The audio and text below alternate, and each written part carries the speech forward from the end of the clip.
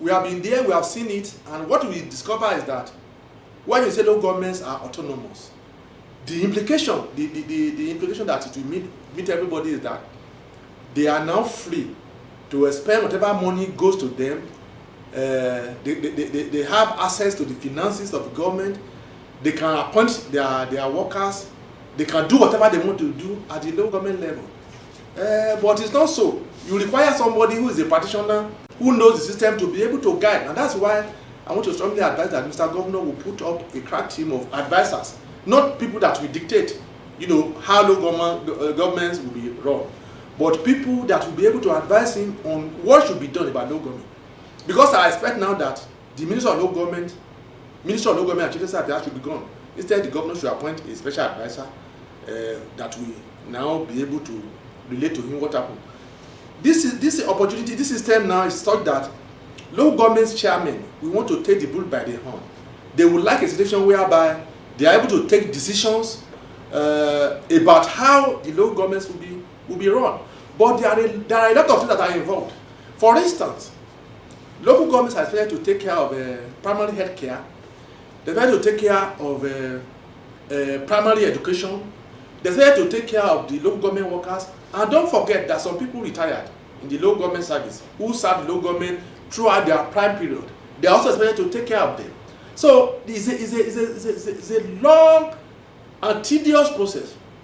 So it requires people that are managers of men, people that can listen, people that want to even satisfy the interests and yearnings of people at the grassroots level to be able to successfully administer local governments. Like I said, you want to talk about the payment of primary health care workers, for instance, nurses, midwives, and all have you at the primary care at the primary care level. It is the local government that are supposed to take care of them.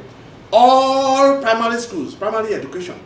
The constitution stipulates that local governments should contribute towards the primary education. But what you have on the ground is that issues that have to do with payment of teacher salaries, which usually form bulk of the finances to that sector, is borne by the local government alone. Then you go to the regular local government workers. So the thing is not 1 + 1 = 2. It requires a lot of things. And what happened was that when local governments was made autonomous in this state, I think around 2004, 2005 or thereabout, when local governments were made autonomous, and they said local governments were empowered to appoint secretary to local government, to appoint directors of local government administration, there was crisis in this state and all over the whole of the country. It was at that time that they were talking about zero allocation. Because what happened is that when the funds come to the local government, when the funds are allocated directly to local government, there are urban local governments in Ondo State, 6 of them. 6 of them. You have Akure South, you have Owo, you have Akoko Northeast, that is Ikare, you have Okitipupa, you have Ondo West, you have Odigbo. Those are 6 principal local governments that stays in that are in the cosmopolitan areas of this state. And what you see is that the workers, majority of the workers gravitate towards those big local governments. So you have officers, wife of politicians, wife of senior government officials, and a lot of people. The tendency is for them to go towards urban towns. So that is where you have the bulk of the salaries. Whereas the rural local governments don't have so much quantum of staff. So what you see, what happens is that the salary, when you allocate money to the urban local governments, for instance, if Akure South has 300 million naira as staff salaries as the total allocation from that place, you will discover that the amount of money that will go to the payment of salaries will be more than local government like Ondo East or Akoko Southeast that are smaller, because they will have smaller amount of salaries and entitlements of local government workers, of primary school teachers, or primary health care workers to pay. So monies are now more available at the rural areas than at the urban centers. And you will agree with me that where social activities are required, social development are required, it's more at the urban centers than the so, like I said, it's not rocket science. It's a thing that requires careful planning, and I want to believe that the local chairman does not want the governor to fail.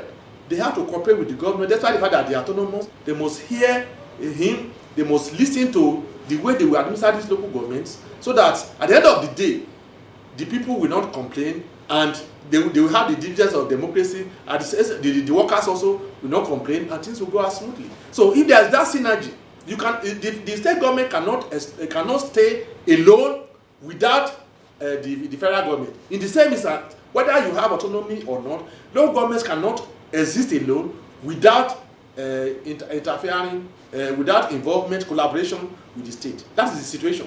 Until now, that thing that stage is achieved, there may be problem. But I must say that the process is a very good one. It has kickstarted, and by the grace of God, we will get there.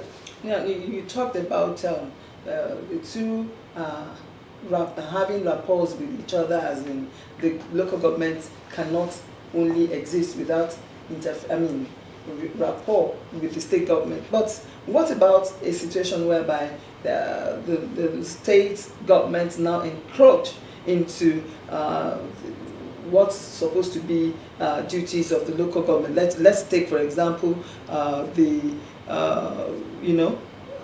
there are some local governments that are empowered to impose levies on private establishments at the grassroots for revenue generation. They are to provide, as you said, good primary health care and education for their people at the grassroots. But these duties have been taken over by the state governments in the name of revenue generation for state. I agree with you.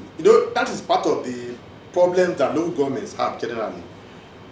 You see, what the Constitution says is that, hitherto, what the Constitution says is that it is the state government that will provide the law, for the establishment, finance, and all what have you about local government. Although the Constitution also says that the third tier of government, local governments are by Constitution guaranteed.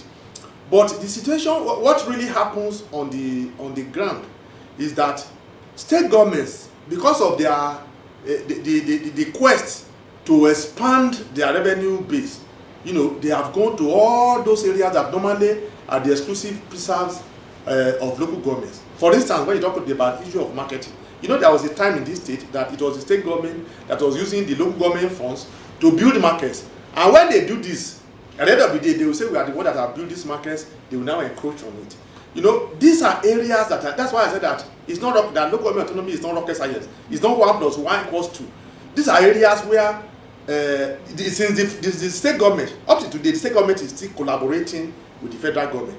In the same vein, the local governments must still collaborate with the state government. It is when they do this one that we say, look, area of markets should normally be the exclusive rights of local governments. Provision of cemetery, licensing of cars, and all what have you. Those are areas that are specifically written in section 7.1 of the Constitution, the areas where local governments are supposed to generate a revenue. But like I said, because of the fact that the state has an overbearing attitude, they have encroached on some of the functions of the local government, and that is why some of them have been very toothless. They have been unable to perform. But like I said, with this autonomy, there will be visits to change it. There will be changes in all those processes, to the extent that local governments will be, because in the olden days, when we joined the local government, I joined the local governments in 1987. When we joined the local governments are able to build covers, build drainages, build retaining walls, and during the Agago era, local governments were even tarring roads. At that time, they were even tarring roads. But the situation now is such that they don't even have money to do all those ones. So like I said, with this local government autonomy, they'll be able to achieve some of those things, but they will not be able to do it in isolation. When the practice happens, you will see what will happen. When the thing really gets on the ground, you will discover that the urban local governments will not be able to perform like the rural local governments, because the rural local governments will have more funds. I'm talking of the money that is remaining after meeting the necessary, their basic needs. For instance, there are retired people on ground that have to be paid. People that use 35 years of their prime life to work for government, they will have to pay them. You know, teachers, the current one and the incoming one, they will have to be paid. They are, you know, employment has not happened for a very long time now. They will have to do all those ones. So there will be a situation whereby there will be serious management, you know, of this fund. So like I said, it's not that this money, 300 million, comes to us, you are the one that will spend it. No, because there are basic things that you have to do, while at the same time not forgetting the fact of development of your people, which is the major reason why no governments are created. So like I said, the synergy will have to be there. Otherwise, you will very soon continue to see crisis. I'm talking from the point of view of experience. I've been in the system, rising from a journey as admin officer and rising to become a secretary to local government, to become director of local government administration, and eventually becoming permanent secretary. And when it talks about education, I have a PhD in local government studies, so I know what I'm talking about. So there must be synergy between the local government and the states. As it is yes, state and federal government. Has the synergy between the state and the federal government, since it exists, there must also be the synergy between the state government and the local government. That is when things will run out smoothly. Dr. Yeah, I think you've made your point there. You don't think that the Constitution of Nigeria, because the Constitution has been reviewed several times and nothing has been done as per local government, you know, you don't think, let's talk about corruption, ghost workers, menace, poor leadership at the local government, occasioned by maybe godfatherism and all of that. You don't think that the Constitution needs to be reviewed in a way that it does not give room to such challenges, the grassroots? You see, the problem is that, let me look at the issue of corruption. I've always said it over and over again, and what I say is born out of experience. I spent 3 years in the local government service before I was promoted as permanent secretary, and there is no local government in Ondo State that I have not worked in. So I know what I'm talking about. You see, the corruption in the local government system, you know, it has a way of being addressed. How? You ask me how. Go and look at the number of people that have been chairmen of local government in this state. How many of them do you see now that is very prominent? If I should speak Yoruba, local governments, they will curse you. There is nothing they will not do. If you steal, if you do things, if you engage in corruption, in the next 2 or 3 years you are down, because the people know you, they know your family background, they know where you are before. When you are chairman, you continue to buy cars, you are going to still sell them. So it has a way. Corruption at the local government has a way of being corrected. So I always say, we said at that time that we were, you know, that people steal according to access. Those who have access to thousands steal in thousands. Those who have access to millions steal in millions. Those who have access to dollars steal in dollars. So when you're at the local government level, if people know you, they know your background. Where were you before you became chairman? Where were you before you became councillor? Everybody knows you there. So when you become you acquire more than necessary, it is the causes of the people that will remove the money from you. That's why I can say, when I was in that, I worked with over 144 local government chairmen. Today, you cannot talk of more than 4 or 5 of them that you see up there. I'm talking, that is in terms of corruption. So, the leadership all over the world, they practice local governments. And the leadership at the local government level, like I said, over time, you will see that over time, when this issue become stabilized, when the electoral process to the local government system is very strong, you will see that the people will determine who will govern them.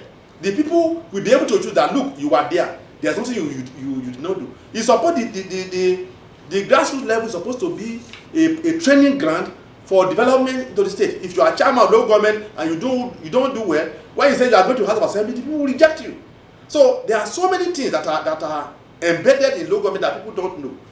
That people are not conscious or aware of. But those of us who are practitioners in the system, who joined the service as graduates and who rose through the ranks, knows what is happening at that level. So you have to be very, very careful. If you are chairman and you don't do well, it may be the end of your political career.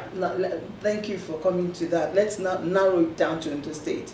Do you foresee any challenges for the newly elected local government chairman and the councillors? And then, how do you think they should ensure they can work to ensure transparency and proper allocation of resources? Like I said, we have we have a situation now that it is the party, the APC, that produced the governor, that has the chairman of local government, that has the councillors. So even in situation, I remember a situation in the olden days where the chairman at the Kutupa local government, for instance, was PDP, and Ade Farati of the AD was the governor of the state. You know, at that time, still they were still able. There were crises, but they were still able to manage it. So I want to believe. That's why I said that there is no way. You say you are executive chairman of a local government. Even the functions of the state. If you look at the functions of the state, there's provision for a collaborative board between the local government and the state. Any local government in this state will do policies that will enhance what the governor of the state had campaigned for at initial. So there is no way, as chairman of local government, you say that you want to do things that will be that radical. But of course, we must not forget the fact that one local government is different from the other. Akure, the problems of Akure South and Akure North, no matter how contiguous they are not the same thing. And the problem of Akure South and Okutupa, for instance, or the problem of Okutupa and Eseodo or Ilaje, they are different. It depends on the area, you know, where you are. But so it is those problems in those your areas that will determine what is going to be your mode of expenditure. But like I said, what I see in the long run is that this local government chairman must not think that they are just coming from heaven and that they want to administer the local government without interference, without hearing from people. Of course, traditional rulers, opinion leaders, and all what have you, will make contributions towards their own local government. But while doing it, they must do it in such a way that there will be a synergy between them and the state government. It is only when that one happens that we will see the development that we are talking about, that it will happen. Otherwise, you will continue to see impeachment or what have you between the councillors and the chairman. So I foresee a situation where, because of the fact that it is the APC that has won all the political parties, there will be a synergy for the benefit of the people of Ondo State in the coming years ahead. How does the operations of the Local Government Service Commission affect the local government chairman? Well, there's a problem. Administration. There's a problem, because when you say you give somebody full autonomy, it means by implication that he's supposed to administer his own staff, appoint his own staff, and all what have you. But the situation is that before you came on board, there's a structure on the ground, and that structure is oiled by the Local Government Service Commission. So that's why I said that the local government, because in maintaining that structure, because if that structure is not around, if they appoint you as chairman and there's no structure there, you cannot just come from nowhere and say you are coming to a local government. It's just like recently I know that a DG is appointed for Osrc. Before the DG came, there are structures on the ground. Those structures have to be maintained. That's what is coming to use his ingenuity, his experience, his expertise to build upon. So the civil service in the local government is the structure of that one. There must be conscious provision for the Local Government Service Commission to be able to exist, to be able to train its workers, to be able to ensure that there's continuity in their job, to be able to ensure that training, manpower development, and all what have you is organized at a central level. You cannot do that in isolation. The reason being that there have been situations whereby I remember when we had autonomy here. When we had autonomy here, one chairman just decided that let me go and appoint a level 8 officer. He called him director of local government administration. He appointed another level 8 officer and called him the DPM. And he forgot about all the masters. It's only institutions such as the Local Government Service Commission that can correct this issue. That say you have to have, you must rise through the rank. You must be able to pass through some processes before you are entrusted with a local government. So if they do it, they will use political considerations. And using political consideration, just look at the structure at the state level. You see that there's a system up to the level of permanent secretary. When it comes to the appointment of secretary to local government, the governor can appoint that role. That is exactly what should happen in the local government. There must be a structure. There must be a structure which the political superstructure will be built upon, and that is the local government service. And everything must be done to ensure that that structure is not tampered with. And I'm sure the agitation has always been that in appointing such structure, you must put in people that have experience in local government administration, that people that are passing the system, that will be able to maintain the status quo, not the one that will take decisions only on political considerations. So that's why I said that synergy must exist. If it doesn't exist, this structure, the superstructure will collapse, because if the structure on the ground is not okay, the superstructure will not be able to stand on nothing. Assuming you're one of those who just got elected and given certificate of returns today, what are the reforms that you would feel or want to implement quickly?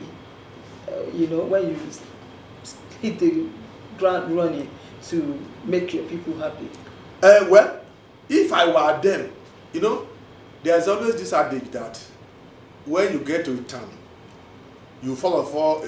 They say when a hen gets to a town, it follows for stands on one foot and observes before he will now use the other leg to stand.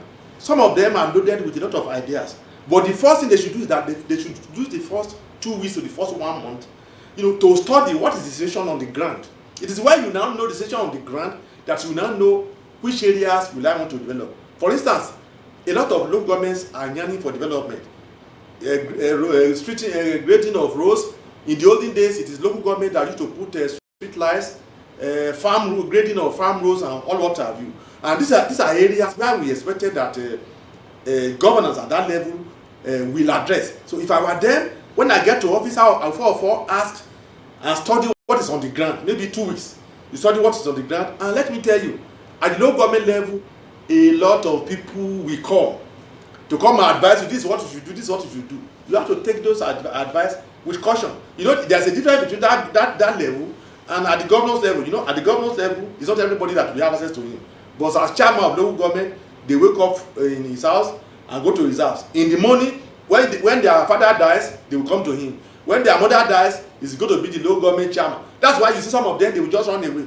Some of them will be staying in Akure while they are still local government. Although I do not expect that with local government autonomy they should do that one. But the problem that they will have, and those of them that are surrounding them they're always interested in what is going to be my benefit.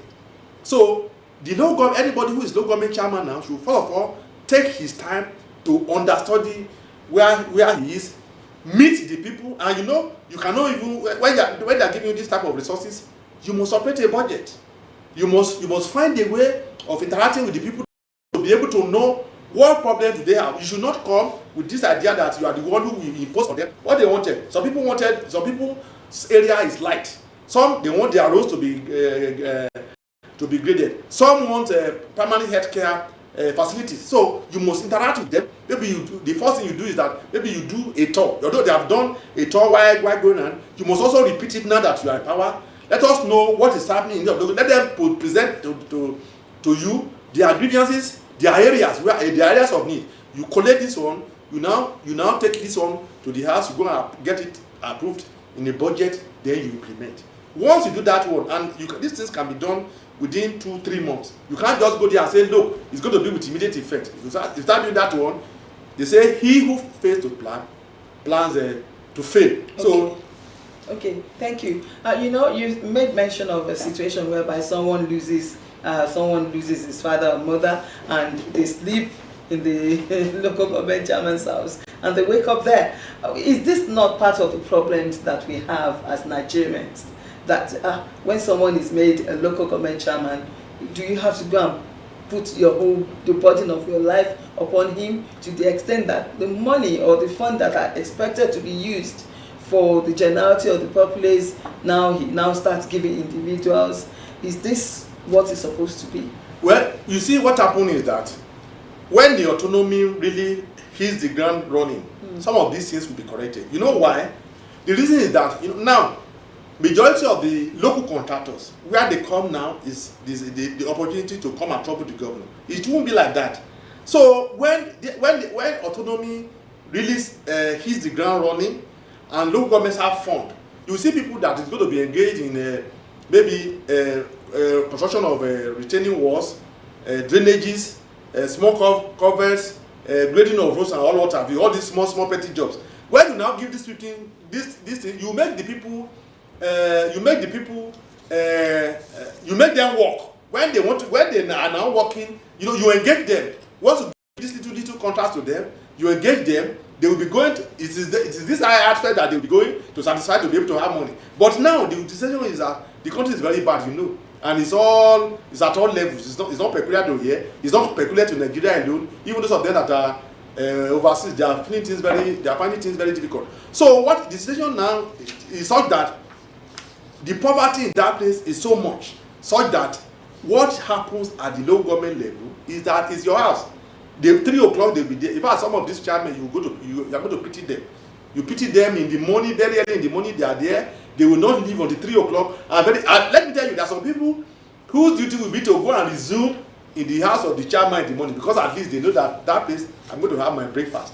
It's the situation now. But I'm sure that once the autonomy is grounded and the chairman is able to give little jobs out, for the development of the local areas, the number of people that are now true to the chairman's house will now start going down. But as at now, the experience I had in my 35 years of that service is that the local government house is where every Tom, Dick and Harry, even the mad people in the place, this is how that they will go to, everybody will know it. So that's the situation. Okay, now for the generality of the populace, because President Bola Tinubu keeps telling Nigerians to be patient with him on his renewed hope agenda. What would you tell Ondo State people? Because a lot of people are agitated to see development in the grassroots. Like I said, I'm one of the people that believes in President Bola Ahmed Tinubu and his agenda of a renewed hope for the people. And you will agree with me that the steps, this country have been bastardized for so long. And my first degree is economics. I know that if you use 1 year to batter a system, you are going to need another 4 or 5 years to be able to repair that system that you use 1 year to batter. So because of that one, it's going to be a gradual process. It's just like when you have a wound. You have a cut today. It's not going to be that day that the wound we heal. It's going to take a process. So I want to believe that the step that President Tinubu is taking, is gradually yielding fruit. And I want to believe that with the popular mandate given to Dr. Olibisa Ayedatiwa, it was for the first time in this state, people all over the state overwhelmingly voted him. That's what they call 18-0 in the political circle. I'm sure that he's going to put his ears on the ground. He's going to ensure that